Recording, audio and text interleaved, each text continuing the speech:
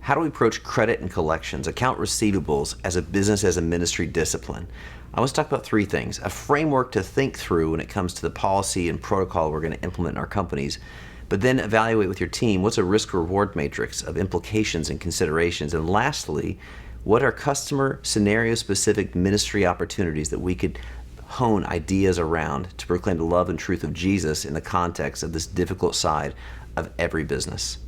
So when it comes to credit and collections, account receivables, the best defense is a strong offense. So hopefully we're going to construct policies and protocols that prevent these problems. But inevitably, there are going to be those difficult situations, and we want to think about how we triage those as well.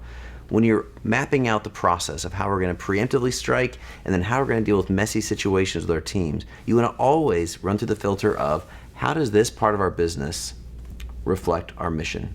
How is this consistent with what our mission statement says? If you get a mission statement that's about relationships, honoring God, serving people, all these classic things in a business's ministry mission statement kind of ethos, well then that's got to be true both in the fun parts of business and in the mundane or difficult parts of business. And so how do we make sure that the way we prevent account receivables issues and the way we remediate them reinforces that?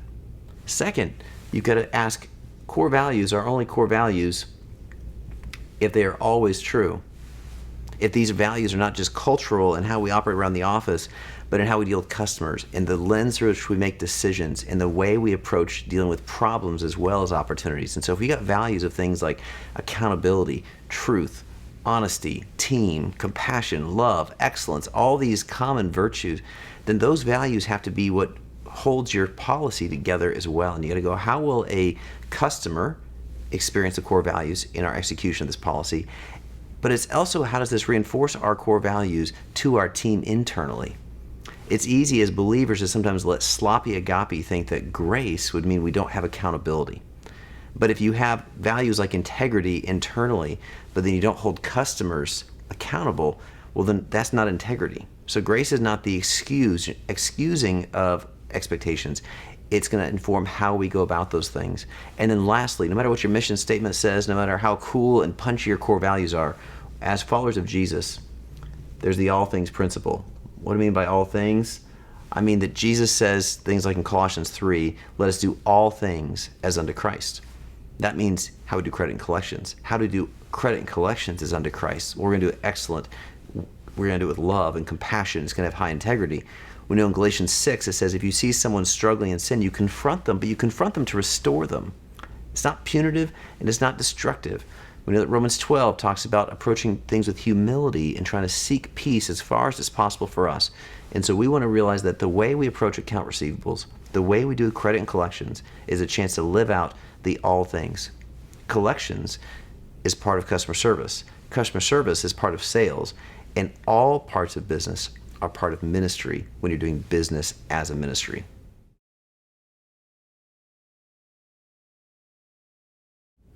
When thinking through your credit collections policy with your team, you want to quickly do an assessment of the risk and reward matrix for your respective business and your type of customers.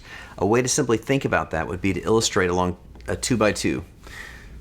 If you're thinking about the vertical axis representing relationships, and the horizontal really representing what's the financial outcome. And obviously we're looking for the win-win here, but in any given policy, any given transaction, any given approach, you're going to have to evaluate what's the best outcome we're looking for here. The winning spot is, hey, how do we do this in such a way that we build relationships, build goodwill, create return customers, and the company's made whole. We got a good financial outcome. That's winning.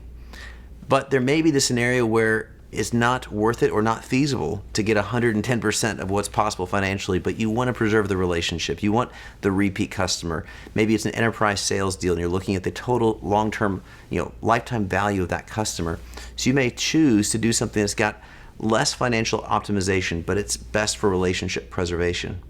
There may also be the scenarios, maybe you've got an unrecoverable relationship, or it's a transactional based deal, or it's a consumer pass-through one-time visit kind of scenario where your best outcome is truly a 100% collections outcome, not as worried about the relationships.